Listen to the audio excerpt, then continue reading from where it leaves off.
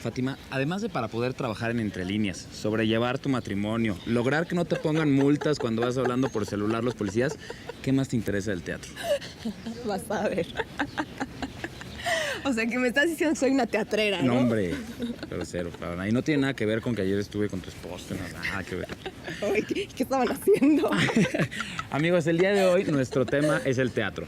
Estamos conscientes de que el teatro es uno de los géneros literarios más extensos que hay y que en ese sentido va a ser imposible agotarlo en un solo programa, pero vamos a intentar hacer un recorrido por el mismo. ¿Cómo lo vamos a hacer, Fátima? Pues miren, la verdad es que no solo nos interesa hablar de la dramaturgia, sino hablar del teatro como un arte colectivo en donde participan primero los que escriben el texto, ¿no? Que son los dramaturgos, después los que interpretan ese texto y lo llevan a escena, que son los directores, y por último los que dan voz a los personajes, que son los actores, ¿no? Entonces, digamos que son piezas de una misma máquina, de un mismo engrane, ¿no? Claro. Y así es como queremos verlo el día de hoy. Aunque sea dando unas pequeñas pinceladas, no podemos agotarlo todo, porque bueno, teorías teatrales hay muchísimas, ¿no? Por supuesto. Desde Aristóteles, que es el primer teórico teatral. Exactamente. Hasta... Sí, y bueno, digamos, la manera de Peter hacer, Brook. claro, Beckett, la manera de hacer teatro ha cambiado muchísimo, desde los 6 elementos básicos que Aristóteles consideraba que tenía que tener una obra de teatro, que eran el lenguaje, trama, personajes, una idea, espectáculo y música, hasta la idea de Peter Brook, de que con un espacio vacío y 2 personas se puede lograr, o Lope de Vega, que decía que 3 cartones, 2 actores y una pasión, y bueno, pues si hablamos de corrientes, el teatro de la crueldad de Artaud, del absurdo de Beckett, nunca terminaríamos. Bueno, pero es un asunto que sí apasiona, ¿no? Le queremos dedicar este programa y vamos a ir haciendo un recorrido por diversos foros de teatro experimental del centro de la Ciudad de México. Entonces vamos a andar en el Círculo Teatral, después nos vamos a ir al Foro Luces de Bohemia y al Teatro del Milagro. Sí, y bueno, en este mismo recorrido del que hablabas, vamos a tratar de estructurar el programa de esa manera para poder ir siguiendo las diferentes fases que van componiendo una puesta en escena. Y comenzamos con el dramaturgo. Exactamente, vamos a tener a Sabina Berman, después hablando de la dirección tendremos al maestro Luis de Tavira y a Ricardo Díaz. Exactamente, como representante de los actores tenemos a Daniel Jiménez Cacho. Y por último, una crítica teatral que es Luz Emilia Aguilar Cincer. Vamos a verlo.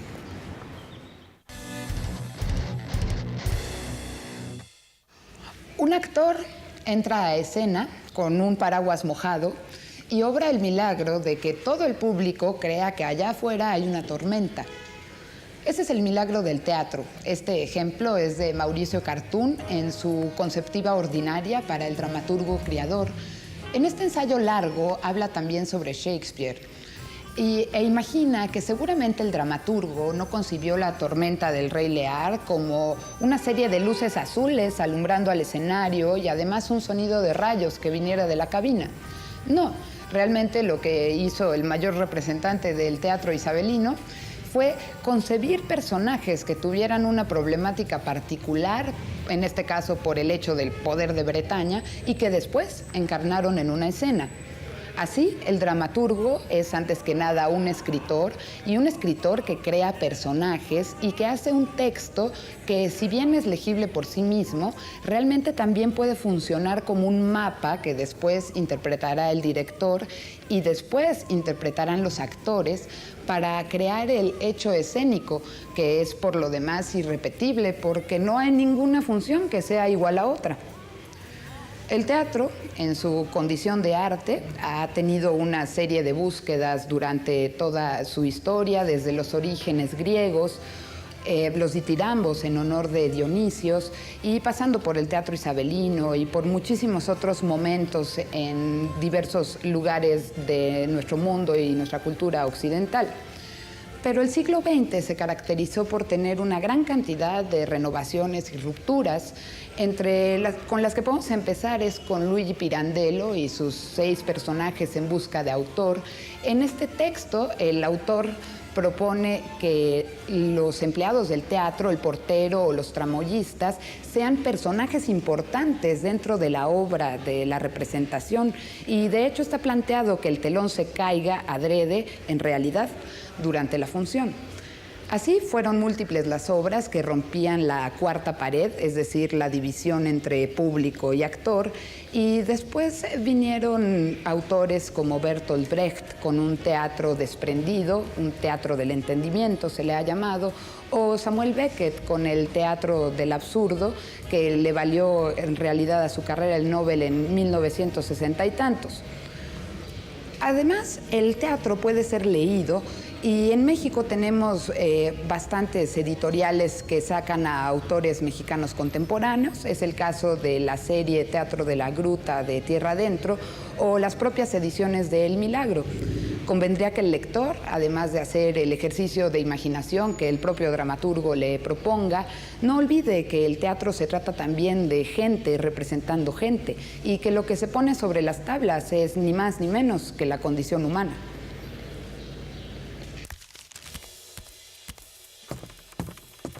Vamos a empezar nuestro recorrido por el mundo del teatro con el origen de las obras, con la dramaturgia. Y tenemos a nuestra primera entrevistada, que es Sabina Berman, quien ha estado en la escena teatral en México muy presente en los últimos años, con obras como Feliz Nuevo Siglo, Doctor Freud, y recientemente Muerte Súbita, que fue montada también en este mismo foro. ¿Y después con qué seguimos? Bueno, después vamos a seguir con Ricardo Díaz, que es un director, digamos, de la nueva generación, propositivo, muy diferente, provocativo, crítico. Digamos que Ricardo ha reinventado esta cuestión del espacio teatral en los últimos años en el teatro mexicano. Él, bueno, es un apasionado de Shakespeare y como tal, pues ha montado La Comedia de las Equivocaciones. También en 2 ocasiones ha montado Hamlet en sus propias versiones, No ser Hamlet y además Los Enterradores. Nos vamos con ellos dos.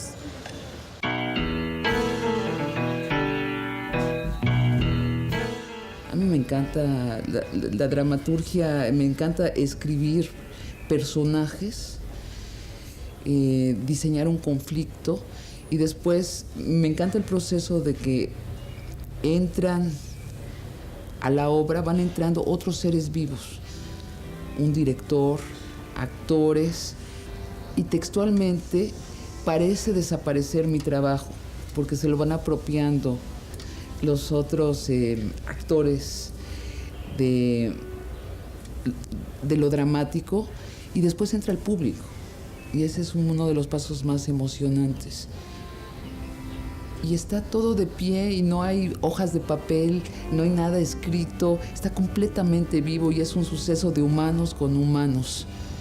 Es muy emocionante el teatro.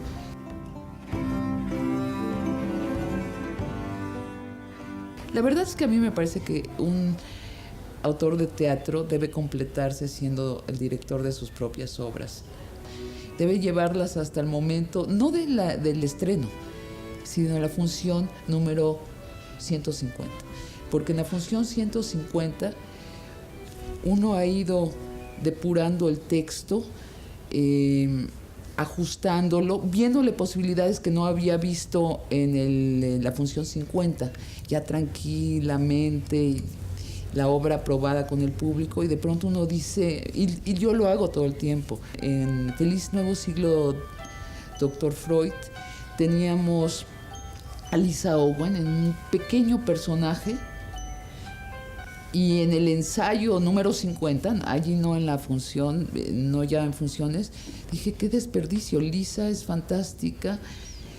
Y de pronto me pareció fantástico el personaje que yo no lo había visto. Entonces les pedí un fin de semana, déjenme trabajar, y fui y rehice toda la obra, y creo que la obra creció y afectó mi manera de escribir. ¿Cómo valoraría yo el teatro mexicano contemporáneo? Miserable. Es una palabra que le gustaba a Margules y que me parece que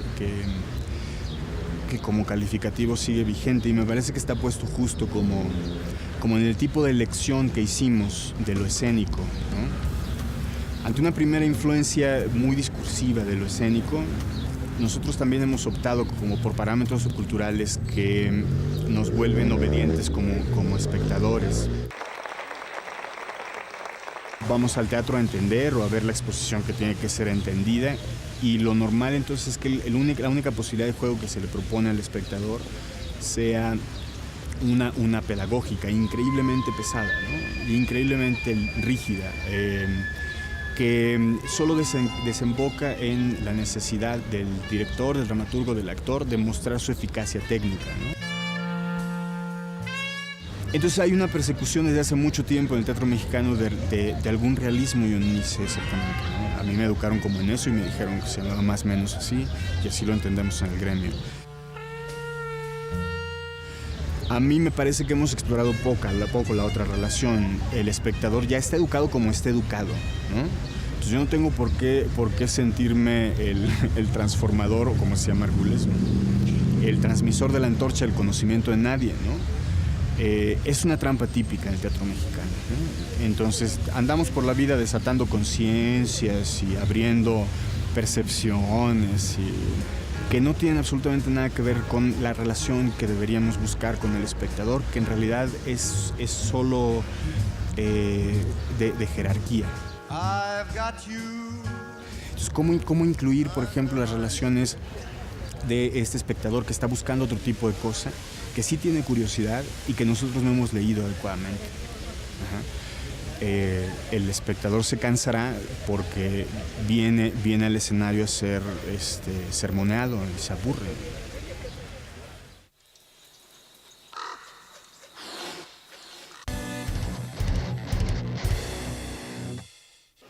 Amigos, si hablamos de dirección de escena, por supuesto, teníamos que ir a entrevistar al maestro Luis de Tavira, que es toda una institución en este sentido, ¿no? A pesar de que él ha incursionado también en la dramaturgia, ha escrito también ensayos de análisis teatral, la verdad es que su fuerte y su gran pasión sigue siendo la dirección, ¿no? Él, bueno, ha pasado por muchas instituciones, fundó la Casa del Teatro, que es un lugar muy importante para formación de actores en este país, y actualmente dirige la Compañía Nacional de Teatro con todos los retos y las responsabilidades que esto implica. Pues bueno, vamos a escucharlo. Al principio uno cree que uno elige el teatro porque sucumbe a una atracción irresistible, y después de muchos años se da uno cuenta de que es al revés, de que es el teatro el que lo ha elegido a uno. Le sale a uno al paso de muchas maneras, a través del juego, a través del descubrimiento, a través de la autoafirmación, pero sobre todo a través del prodigioso encuentro con el otro sobre la escena, o con el otro que está enfrente como espectador. Y entonces, bueno, uno descubre su propio medio. El teatro es el espejo por excelencia. ¿Qué sería de los hombres sin el teatro? No tendríamos espejo. Y se dirá, hay otros espejos, sin duda, pero ninguno es como el teatro, porque el teatro es aquel espejo que consigue hacer visible lo invisible, por virtud del misterio de la catarsis.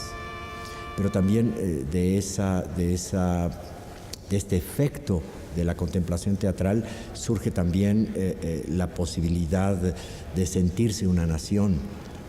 Por eso no hay naciones si antes no hubo teatros. Y así digo también que Lope de Vega no era español, él inventó España. No había España, él crea un teatro para el todo social. Para los labradores, para los nobles, para los viajeros, para los artesanos, para los mercaderes, para el todo social, y entonces articula en el espectáculo de la comedia, en el retablo de las maravillas, el concepto de nación.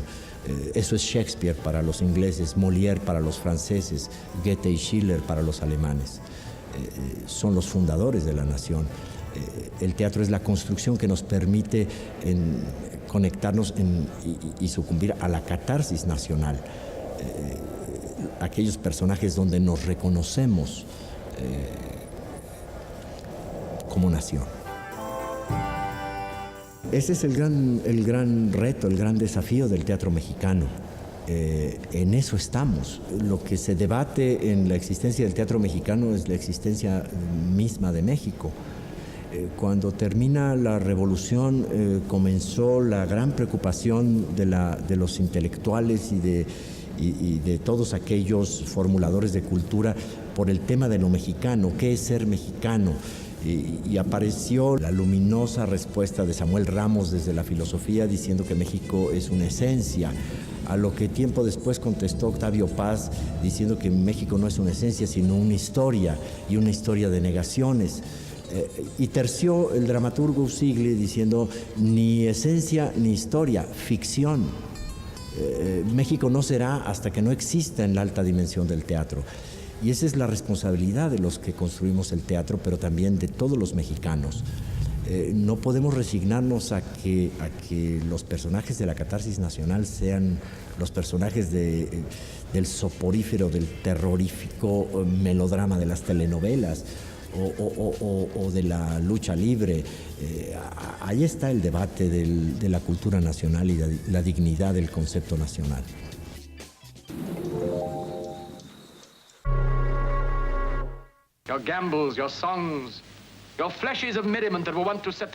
Oye, difícil escoger un libro para la recomendación, ¿no? Con un tema tan amplio como este. Sí, muy amplio. Y la verdad es que solo me traje Hamlet, porque dije, ya con este libro Tenemos y nos sobra. Tenemos y nos sobra, además es muy poquito tiempo, pero bueno.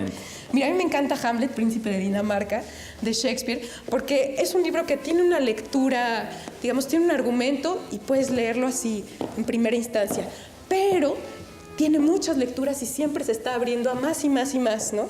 Por ejemplo, empieza con esta historia de Hamlet que vive su duelo porque su padre se murió. Entonces, él sospecha que es el tío, el que inmediatamente asciende al trono y se casa con la mamá de Hamlet, el que mandó matar al papá, ¿no? El que lo asesinó. Entonces, él tiene este problema de conciencia de si vengar la muerte de su padre o simplemente dejar las cosas así y vivir con esta amoralidad, ¿no? Con una ambivalencia que lo rodeaba en todos los aspectos de su vida, ¿no? Con Ofelia mismo, sí. Digamos que tiene esta situación de amor y de desamor. A ella le dice que la amó en otro tiempo, pero que ya no, y sin embargo frente a su tumba tiene todo un discurso apologético del amor. Claro. Es como una figura muy contrastante siempre, ¿no? Y además algo que a mí me encanta es que en Hamlet tenemos un ejemplo del teatro dentro del teatro, ¿no? Por supuesto. La mejor manera para descubrir quién es el asesino es montar una obra de teatro, ¿no? y poner ahí actores que están representando a un hermano malicioso que le echa un veneno en el oído al rey y que se queda con su mujer, ¿no? Claro. Entonces, ahí es una cosa padrísima porque Hamlet se hace dramaturgo, director dentro de la misma obra. Y además también nos demuestra que el teatro es nuestro espejo, ¿no? O sea, la verdad es que el tío de Hamlet no quería ver esto, ¿no? O sea, no quería ver esta obra porque ahí se vio reflejado. Es uno de los temas que comentábamos hace rato, ¿no? Que muchas veces la gente no quiere ir al teatro porque se ve a sí misma reflejada en las puestas en escena. Claro, entonces aquí es un análisis profundísimo de que de verdad el teatro es nuestro espejo, ¿no? Claro, por supuesto. Pero además, oye, este monólogo que es ya casi un cliché, ¿no? Famosísimo de ser o no ser, he aquí el problema. Y la verdad es que se está refiriendo otra vez al problema de conciencia, ¿no? ¿Qué hacemos? ¿Enfrentar nuestros problemas o mejor darles la vuelta, sufrirlos, ¿no? Calladamente? Y por ahí va. Bueno, es una cosa padrísima. Pues mira, esto que estás diciendo se conecta mucho con el libro que traigo hoy. Este libro de Teatro Reunido, de Samuel Beckett, tiene como sus obras más representativas. Eleuteria, que fue la primera obra que escribió, pero que no vio la luz hasta sino muchos años después. Sus obras, digamos, más famosas y clásicas, como Esperando a Godot y Fin de Partida. Y después obras menores, ¿no? Como Pavesas y Film. Pero yo me quiero centrar en Fin de Partida. Fin de Partida... tiene que ver con Hamlet. Tiene también. que ver con Hamlet. El personaje principal se llama Ham, precisamente por Hamlet. Y hay un momento, es la historia de un hombre, de un amo, que está con su criado en un mundo postapocalíptico. Te dan a entender que no hay nada más de vida ni de nada fuera del cuarto en el que se desarrolla la obra. Es una obra de un solo acto. Y tiene una parte de un monólogo muy parecido a esto que acabas de decir, en la que está Ham reflexionando y dice algo así como... Es hora de que esto hubiera terminado y sin embargo dudo en terminarlo. Y tiene que ver con esta misma situación de ambivalencia entre la acción y el contenerse. Y bueno, pues obviamente todos los elementos de Beckett ahí reunidos del teatro del absurdo, que es, la vida como un largo día, ¿no? La repetición, la repetición, la repetición. Y hay 4 personajes, está Ham, el criado, y los padres del amo, que están metidos en un bote de basura, como una alegoría pavorosa, digamos, de cómo se invierten. Exacto. De cómo se invierten los roles con la edad entre los padres y los hijos. Y bueno, en algún momento el padre se asoma así, todo viejito de su bote de basura, y dice algo así, y que a mí me parece como muy descriptivo de la obra de Beckett, en la que dice: no hay nada más divertido que la desdicha. Entonces, pues bueno, ahí está Teatro Reunido de Samuel Beckett, una edición preciosa y fin de partida de manera particular. Oye, pues acá está Hamlet y la verdad es que si lo quieren leer tienen que buscar una buena edición, ¿no? Sí, pero hay muchísimas y la traducción, pues imagínate, el inglés antiguo no está fácil. ¿No? Muy bien. Pero bueno, amigos, pues ahora nos vamos a nuestra sección de Casa Tomada. Fuimos a investigar la biblioteca del director de teatro Gilberto Guerrero. Vamos a ver qué tiene ahí. Pues digamos que yo he llegado a la literatura de manera muy accidentada. Para empezar, leyendo La familia Burrón y cualquier cantidad de cómics. La época en la que yo comencé a leer rotundamente fue justamente el boom latinoamericano. Entonces Julio Cortázar es tal vez mi recuerdo más querido de aquella época.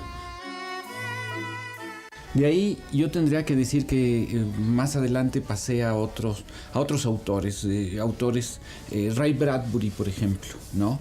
El árbol de las brujas, El remedio para melancólicos, en fin, todas estas, las crónicas marcianas, el país de octubre, la máquina de la alegría.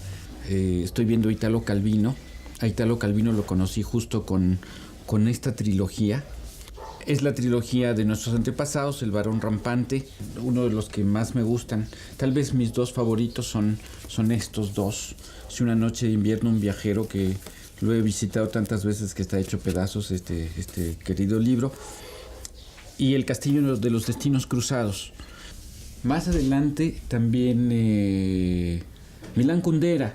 Con Milán Kundera he tenido una historia particular, porque yo, que me formé en el marxismo, de pronto me resistí un poco a leer un autor tan afamadamente anticomunista, lo cual pues era como de los prejuicios de la generación. Pero Kundera es otro de los grandes autores mexicanos. Hay muchos, Ibargüengoitia, por supuesto, ¿no? La ley de Herodes me parece que es algo que todos debíamos de leer, o Los relámpagos de agosto, ¿no? Que son para una generación como la mía, que también se formó todavía en el viejo régimen, pues Los relámpagos de agosto hacen una disección divertida, ¿no? de todo esto. Pero hay alguien que no quiero dejar pasar por alto, que es Pablo Neruda, ¿no? Sus versos del Capitán, los 20 poemas de amor, en fin, son también como la formación sentimental, ¿no? de toda una generación, me parece. Saramago, ¿no? Mucho más reciente en mi historia. Su ensayo sobre la ceguera me pareció, vaya, la paradoja deslumbrante, ¿no? De los contemporáneos también Javier Marías. Es una afición que me ha contagiado mi esposa. Corazón tan blanco y muchos otros, ¿no? Me parecen fascinantes, ¿no? Mañana en la batalla piensa en mí, que es un epígrafe de una obra de Shakespeare, que es Ricardo III.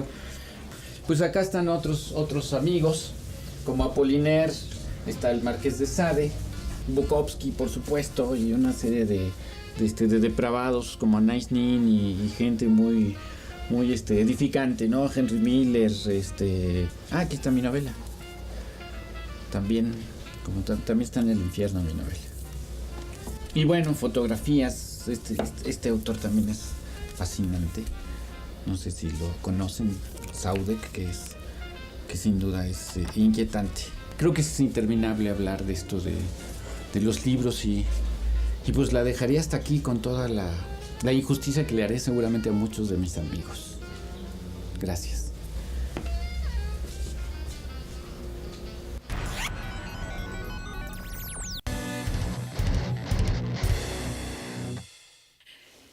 Amigos, y si ustedes quieren seguir leyendo, tenemos El Teatro de Carpa y otros documentos extraviados, que es una serie de cuentos que justamente tiene como tema el teatro y la dramaturgia. Son de Flavio González Melo, cortesía editorial ficticia. Si nos escriben a entrelineas@canal22.org.mx. Y ahora nos vamos a la cita textual. Tendremos a una gran dramaturga mexicana que es Jimena Escalante y alumnos van a discutir una de sus obras en el Museo Manuel N. Lira de Tlaxcala. Vámonos con ella. Desde la época de Shakespeare hasta nuestros días, la traición es un tema que se encuentra absolutamente vigente. Algo que en unos momentos más vamos a confirmar al platicar sobre la obra de nuestra invitada, la dramaturga Jimena Escalante, teniendo como escenario a la ciudad de Tlaxcala. ¿Me acompaña?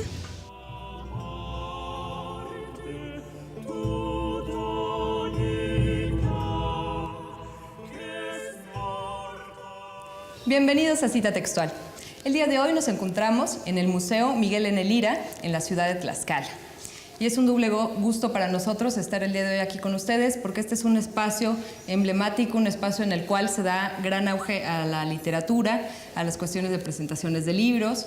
Y además tenemos a una invitada muy especial, a la dramaturga Jimena Escalante. Hola, ¿qué tal? Mucho gusto. Gracias a todos por invitarme. Gracias por estar aquí. Bueno, Jimena, quisiera que nos platicaras sobre este libro, 3 obras de traición, que está publicado por el Consejo Nacional para la Cultura y las Artes. Es una antología que reúne 3 obras de tu autoría. Platícanos cuál es más o menos la temática. La primera de estas obras se llama Colette y trata sobre la escritora francesa Colette. Y digamos que si yo tuviera que definir cuál es la traición de esta obra, yo diría que es la traición creativa, ¿no?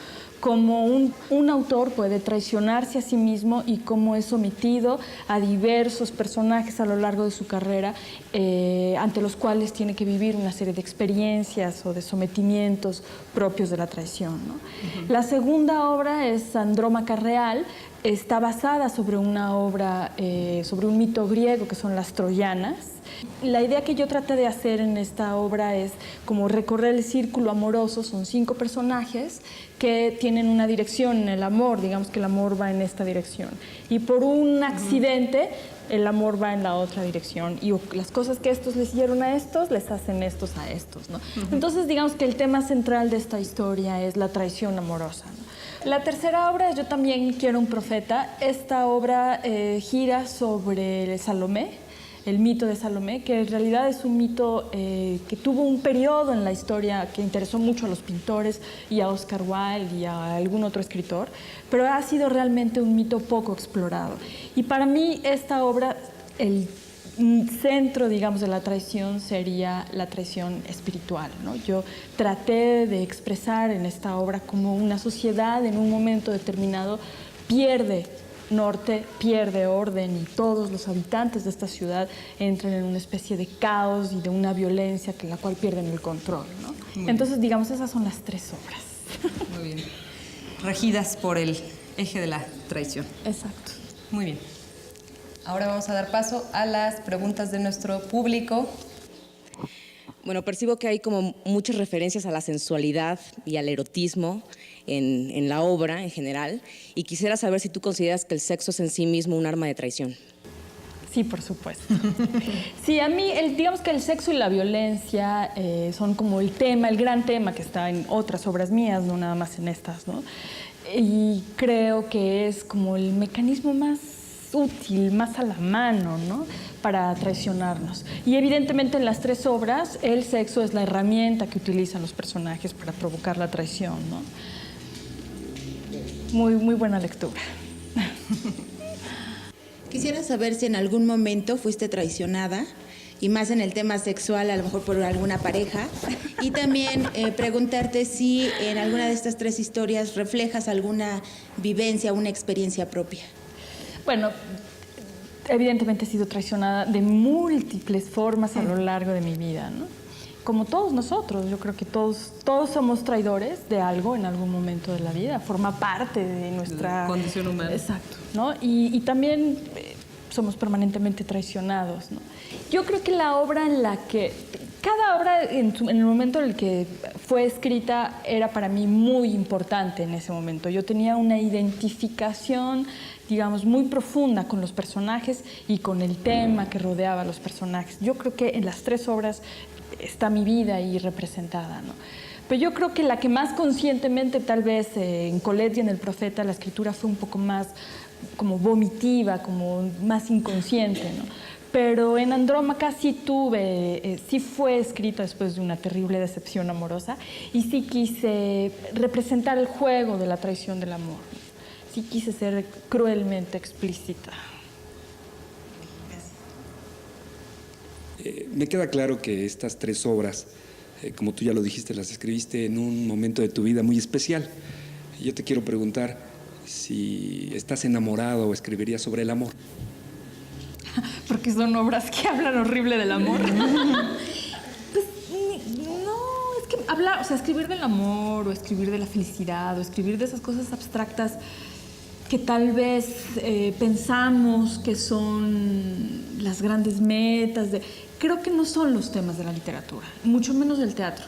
El teatro habla justamente de lo contrario, ¿no?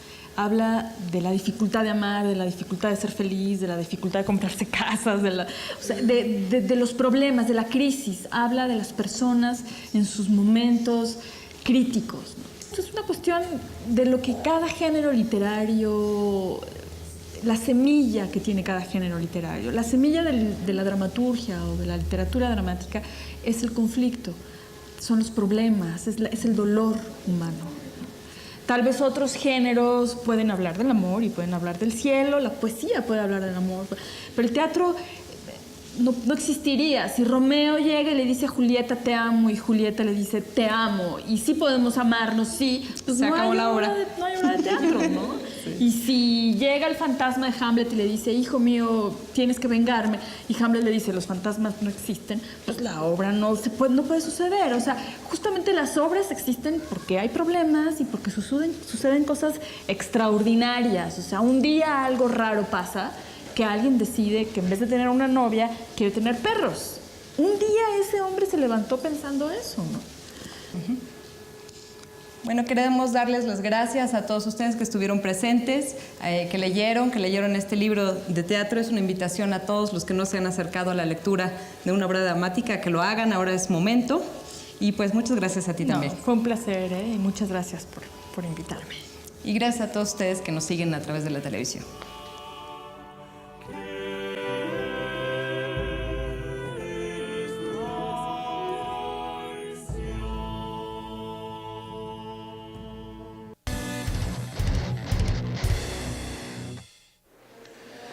Dicen por ahí que el cine es de los directores y que en cambio el teatro es de los actores. En un país como el nuestro, en el que el teatro no tiene la importancia que debería, figuras como la de Daniel Jiménez Cacho se vuelven centrales. Es uno de esos raros ejemplos en los que su popularidad es directamente proporcional a la calidad que tiene como actor. Ha participado en montajes clásicos como Hamlet y también en puestas contemporáneas como lo hizo recientemente en El Buen Canario. Continuamos nuestro viaje por los distintos engranajes que conforman una puesta en escena y vamos a ver qué nos cuenta este gran actor mexicano.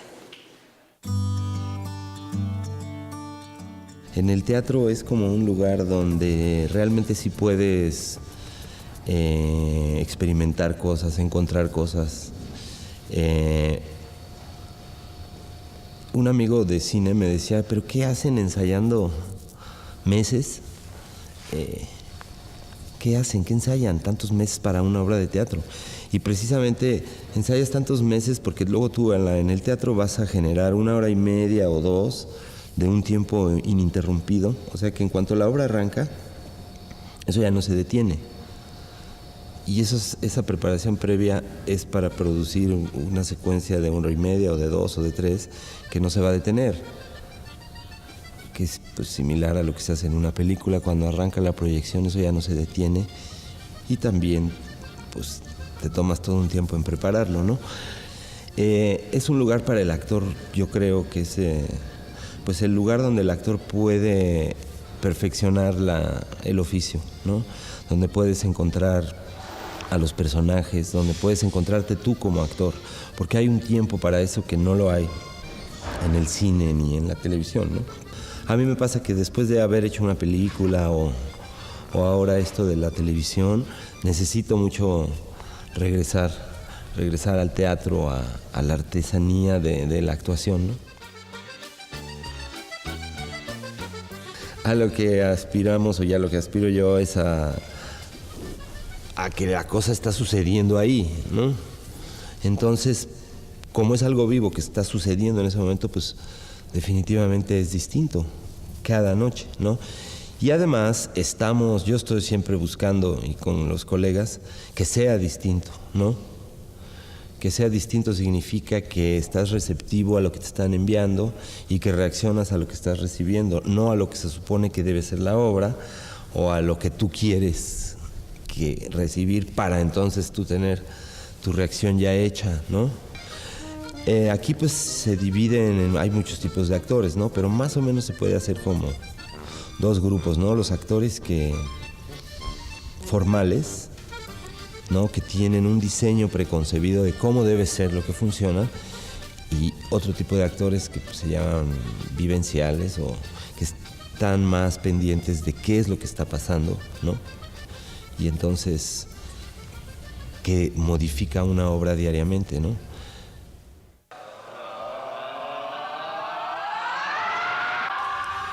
Pues trabajar con cualquier director ya es irte como al extranjero, ¿no? Sin salir de tu país, o sea, cada director es como entrar en su mundo, entrar en su vida íntima, en una manera de hablar, en una manera de entender, y son verdaderos viajes muy apasionantes para mí. Trabajar con un director, entras a conocerlo muy, muy a fondo, ¿no?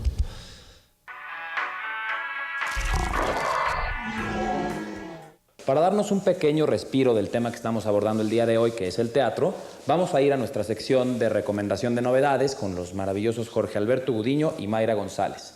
Pero antes les vamos a regalar Teatro Mexicano Decimonónico, una antología de teatro de los principales exponentes del siglo XIX en México que nos regalan Ediciones Cali Arena, y si quieren un ejemplar nos tienen que escribir a entrelineas@canal22.org.mx.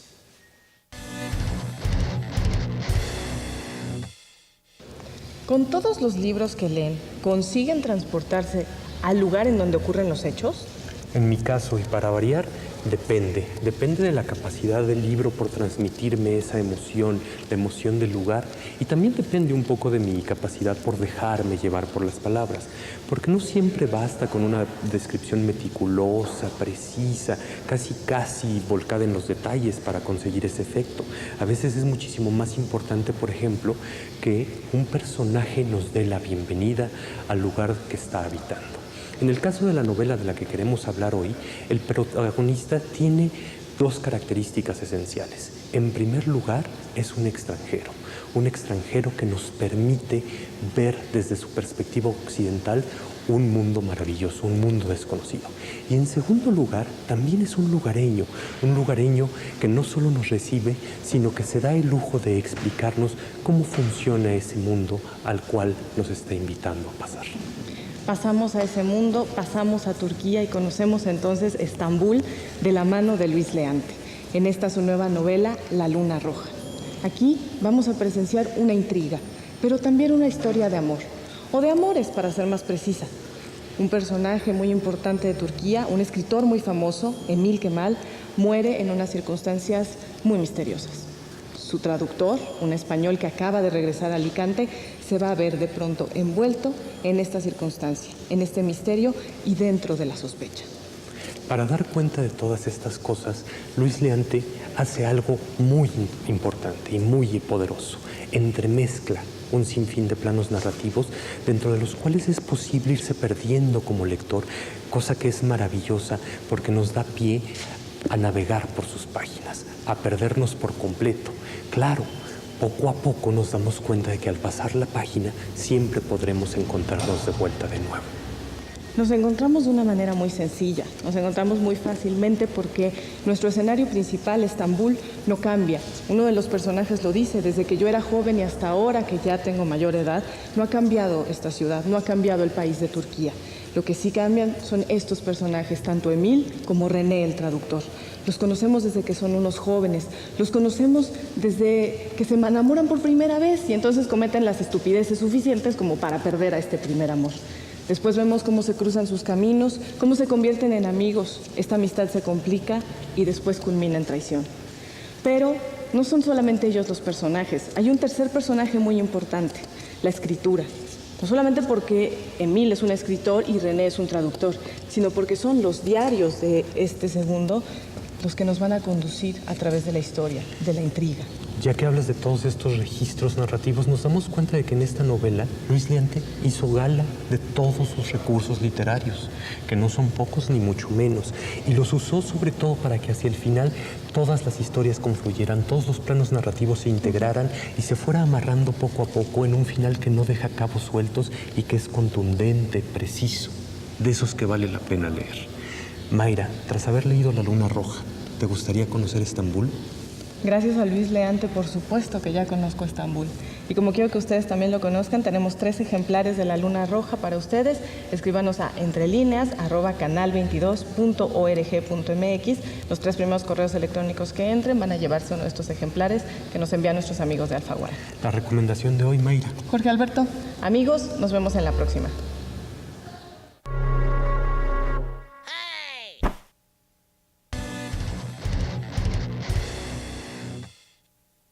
Juan Villoro es mucho más conocido en su faceta como narrador y como cronista. Sin embargo, con Muerte Parcial se inició en las artes de la dramaturgia. Muerte Parcial es una obra de teatro en la que se explora la posibilidad de recibir a la mitad de la vida una segunda oportunidad para recomenzar, para zafarse de esta cuestión de la personalidad. ¿Tú qué harías con eso? Sí, con esa segunda? Yo sí la tomaría. ¿Le dejarías ir a los Pumas? No, eso sí. Para siempre le iría a los Pumas, pero sí tomaría la otra oportunidad. Y tenemos ejemplares de regalo para ustedes y lo único que tienen que hacer es escribirnos a entrelineas@canal22.org.mx. Bueno, amigos, y en este recorrido que hemos estado haciendo sobre el teatro, empezamos con la dramaturgia, luego fuimos a hablar con los directores, después hablar sobre la actuación, pero ahora importa esa otra parte que algunos dicen es el 50% de la escenificación, que es el público, ¿no? Entonces vamos a tener una voz experimentada, una voz crítica, ¿no? Que es Luz Emilia Aguilar Sincer, una crítica teatral muy respetada, y a ella le fuimos a preguntar qué opina del panorama del teatro mexicano actual. Vamos a escuchar. Oye, se te olvidó decir quién editó este libro. Ah, El Milagro. Te van a regañar. ¿No? Vamos a ver.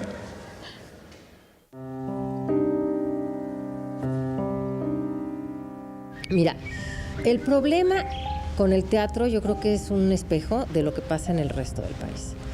Porque tienes personas muy capaces, tienes sectores que han sido formados, que son profesionales, que pueden desempeñar muy bien su trabajo, pero que como es un proceso complejo de articulación de distintos profesionistas y especialistas, lo que resulta es que al no existir las condiciones de desarrollo estable, pues no se puede ver un buen resultado. Y es una pena para el país y para los que están dedicados a hacerlo. Porque el teatro te permite verte a ti mismo, te permite crear conciencia. El teatro tiene una función fundamental, por más que no nos parezca tan evidente, porque la geografía imaginaria de una sociedad es tan importante como la geografía física para poder progresar. Tú puedes tener espacios físicos para vivir, pero si no cabes, si tu identidad no se puede insertar en esto, si no puedes imaginar salidas, pues realmente la sociedad no va a ningún lado. Y somos lo que somos gracias a que nos imaginamos. El teatro nos ayuda a hacerlo, nos entrena emocionalmente, nos da pautas de vinculación humana, de expresión de nuestros sentimientos, nos permite ampliar nuestros horizontes de realidad. Es curioso un dato, que el teatro mexicano a principios de siglo, todo se hacía sin financiamiento público. Si no existe un subsidio, no hay manera de desarrollar procesos creativos que son costosos y que, bueno, no son costeables en la taquilla. Porque si tú orillas el teatro a la taquilla, acabas olvidando tu investigación teatral y haciendo lo que el público quiere ver. El teatro comercial, bueno, cumple una función, ahí está, es un teatro como el de Ocesa, que se produce de una manera industrial, que importan las obras y demás, pero la creación fundamental del teatro, antes que ser esa creación física y material, es una creación intelectual. Y eso implica mucho ejercicio de pensamiento, de experimentación, de lectura, de reflexión y de confrontación. Esos procesos para cambiar una manera de ver el mundo, para construirle un lenguaje estético, un lenguaje teatral que se materialice en el cuerpo del actor, en una organización del espacio en el escenario, pues toman mucho tiempo. El teatro comercial se alimenta de los hallazgos del teatro experimental. En un momento dado, lo que logra una gente como Héctor Mendoza con sus actores y demás, luego los ves en la televisión y están usufructuando todo ese proceso de investigación.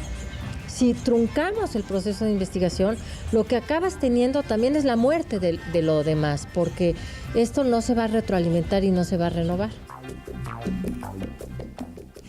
Tiene que haber una conciencia muy clara de que el teatro merece un subsidio y que también en este proceso de subsidio se tiene que crear un público para que también pueda llegar este beneficio social a las personas a las que está destinado, que es la ciudadanía, ¿no?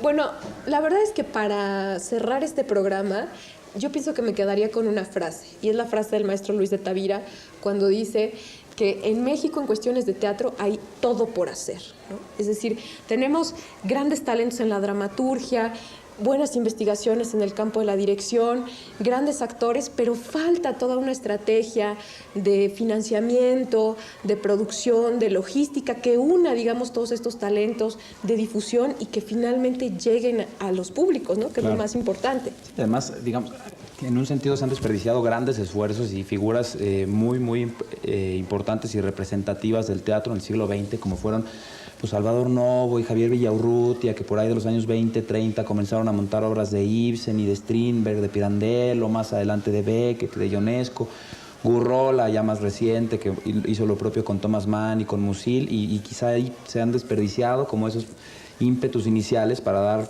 fuerza y cauce a una tradición de teatro más importante, ¿no? Bueno, siguen las exploraciones, pero es un gran reto, ¿no? Exactamente. Todavía es un gran reto también sacarlo del Distrito Federal, ¿no?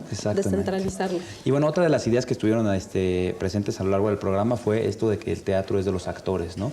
Y quizá extrapolado al mundo del cine, pues esto está como muy claramente representado en las películas de Lars von Trier, ¿no es así, Mariana? Sí, decías, Diego, en algún momento del programa que el teatro es de los actores y el cine es de los directores, y en el caso de Lars von Trier se cumple perfectamente esta frase. Él es un director danés que trabaja a partir de trilogías. Su primera trilogía es Europa, su segunda trilogía es El Corazón de Oro, y su última trilogía, que es justamente la que se dedica o se aboca más con los elementos de teatro, se llama la trilogía de Estados Unidos, Tierra de Oportunidades. Tiene estas dos películas, que es Dogville, la primera, Manderley, la segunda, Washington, que no la ha terminado, esperemos que en el 2009 está, en donde el teatro es la manera de hacer cine para Lars von Trier. Es un escenario tal cual, teatral, no hay escenografías, todo se marca con gises, se marca con estas letreros donde en vez de una casa dice casa, ¿no? En vez de decir Tlapalería, dice ahí en el piso Tlapalería. Oye, pero lo que se quiso ahorrar en escenografía se lo gastó en cámaras, ¿no? Porque tiene unas grúas impresionantes. Se lo gastó en cámaras y se lo gastó en Nicole Kidman para Dogville, la primera película, donde ella es la protagonista. No logra que sea la protagonista en Manderley porque se pelean. Parece que trabajar con Lars es un poco complicado. Es un tipo que tiene fobia a los aviones, es un tipo que sufre de depresión crónica desde el 2007. Oye, y esto es importante porque en ambas películas, digamos, en Dogville, en el que el tema quizá es como las estructuras de poder y bueno, yo resumiría quizá ahí con el viejo dicho de pueblo chico, infierno grande, ¿no? Esta mujer que se trata de refugiar en un pequeño pueblo y cómo va siendo sometida. Y en Manderley el tema de la esclavitud, pero en ambos la figura central y protagónica es una mujer con esta como estoica y que está como luchando contra corriente, con tintos heroicos. ¿Por qué es esto? ¿Por qué siempre un personaje así? Lars Lars lo ha dicho varias veces, él se identifica mucho más con los personajes femeninos, él se identifica más con las mujeres, aunque hay unos que lo critican de misógino, porque siempre las mujeres sufren en sus películas. Pero en el caso de Mandalay y Dogville, donde las protagonistas son mujeres, ellas interpretan la belleza, la bondad, son heroicas, y al final, bueno, la propia humanidad las trata mal, que claro, es en el caso de las dos películas. Pero bueno, eso es un ejemplo nada más del teatro en el cine. Hay muchísimos otros. Shakespeare se ha llevado al cine, Solá se ha llevado al cine, y al final pues el cine utiliza el recurso básico del teatro, que es la actuación y es el contar historias. Oye, ese sí es final glorioso de Mandalay con la canción Young Americans de David Bowie, las imágenes de la esclavitud en los Estados Unidos, los lavabos de los blancos y los lavabos de los negros, y la primera estudiante negra que va a la universidad. Pero una visión muy aguda, sí, y muy crítica, ¿no?, que tiene finalmente Lars von Trier. O sea, siempre está innovando, o cuando menos en estas dos películas, ¿no?, la forma, meter el teatro al cine, ¿no?, pero siempre con una crítica y muy aguda. Y provocador, sí, a él le gusta provocar. Bueno, pues como es el teatro. Y pues bueno, pues se nos acabó el tiempo, desgraciadamente un programa muy rico y como les decíamos al principio, un tema demasiado extenso para agotárnoslo en una hora, pero bueno, pues creo que dimos por ahí, tocamos algunos puntos importantes de este género literario. Lo que queremos ahora es que vayan a checar la cartelera y por supuesto que vayan al teatro. Bueno, y que estén con nosotros en la próxima emisión de Entre Líneas. Por supuesto. Vale. Bueno, pues muchas gracias y hasta la siguiente. Gracias, adiós. Adiós.